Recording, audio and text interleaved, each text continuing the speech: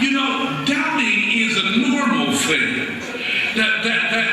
And some of us who don't doubt anything in the church, it's just because you haven't thought about it seriously enough. Doubting is a normal thing. Job had his doubts. Jeremiah had his doubts. Jesus even had his doubts. Honest doubt is better than dishonest faith. Right. Anybody experience dishonest faith with people? Our faith is still under construction. Doubt is something we grow out of. Faith is something we grow into. Doubt and belief are compatible. Without beliefs, you cannot question. You can doubt and believe at the same time. I said you can doubt and believe at the same time. If you don't believe me, check out Mark chapter 9. The man said, Jesus, I believe, help thou my unbelief. The prophecy had been fulfilled. Wise men from distant lands came to witness his coming. The little child grew and became strong.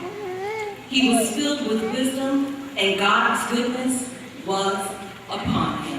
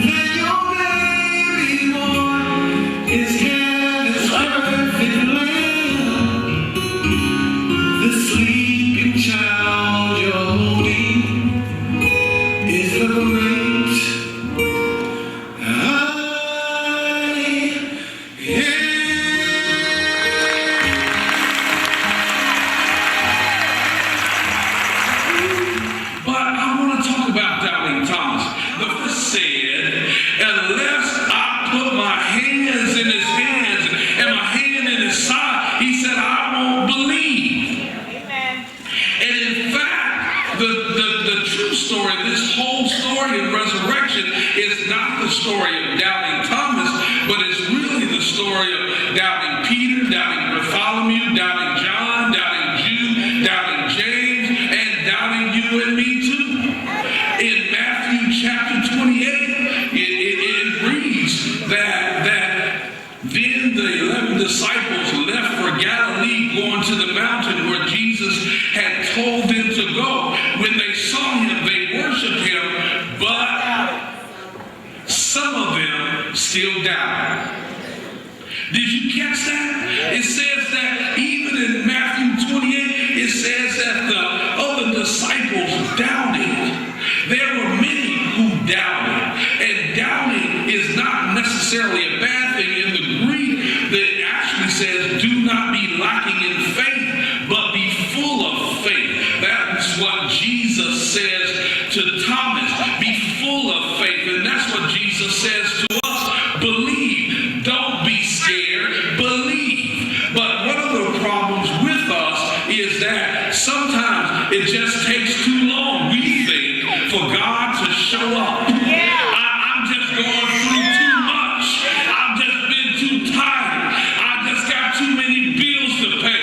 My house payment, my DP&L payment, my man ain't right, my woman ain't right. Everything's going wrong. And the word says that it was 8 days later, after the disciples had seen Jesus in the resurrection, and after Jesus had first appeared to the disciples, and they kept telling Thomas, and they kept telling him, and Thomas finally said, unless I put my hands in his hand and put my hand in his side, he said, I won't believe. And then the Lord 8 days later showed up to Thomas with the door locked, and he came in the room and he said, put your hands in my hands and your hand in my side. See, it is the case that he did that 8 days later. A whole lot of things can happen in 8 days. 8 days is a holy number. 8 days is the number of new beginnings. 8 days, there were 8 people on Noah's ark. That says that there were 7 people and Noah, the 8th person.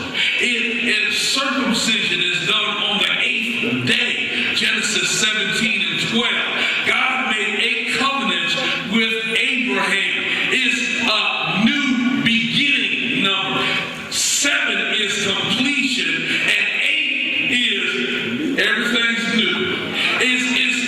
For 3 days, they found him in the temple courts, sitting among the teachers, listening to them and asking them questions. Everyone who heard him was amazed of his understanding and his answers. When his parents saw him, they were astonished.